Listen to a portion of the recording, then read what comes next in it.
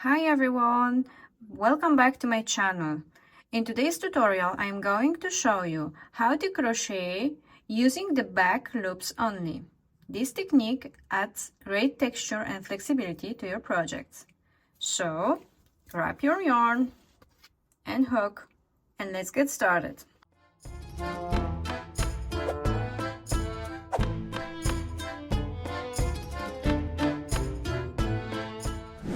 To demonstrate, I will be using single crochets.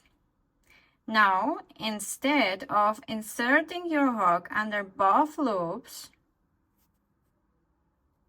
insert it only into the back loop of the next stitch. Yarn over and pull through the back loop. You should have 2 loops on your hook. Yarn over again and pull through both loops on your hook. That's your first back loops only stitch.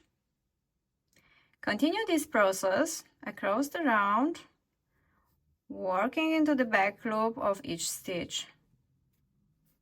This creates a real texture that's flexible and stretchy.